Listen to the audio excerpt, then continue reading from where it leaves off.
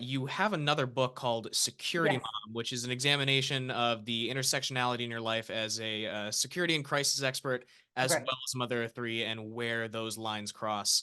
Yeah, You've even developed a keynote based on that book. yes. What was it that initially made you see the connections between those two lives? So part of it was just having time to reflect once I was out of government. What was I trying to do in government? And anyone who's a parent knows, what you're trying to do is minimize the risk to your family while still being a family, still being part of the world, still doing the things that you want to do. People often ask me, because I was involved with Boston Marathon security, well, is the Boston Marathon after the terror attacks, is it safe? I go, I don't do safe. Like, no, it's not safe, because we want to be out in the world. We want to do things. We want to go out with our kids. You want your kids as they get older to ride bikes and drive cars and all the things that worry us.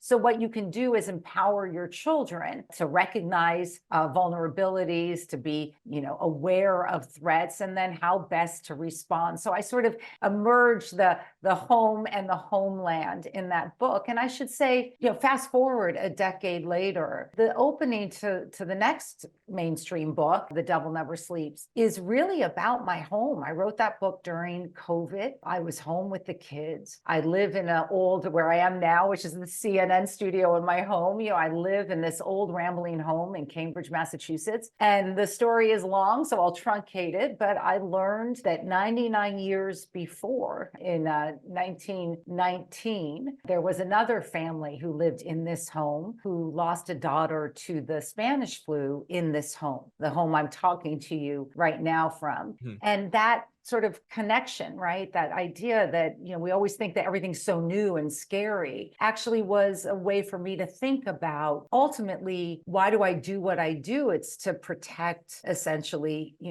our home and what we care about the most. And I think that drives me in my personal life, as well as in my public platforms.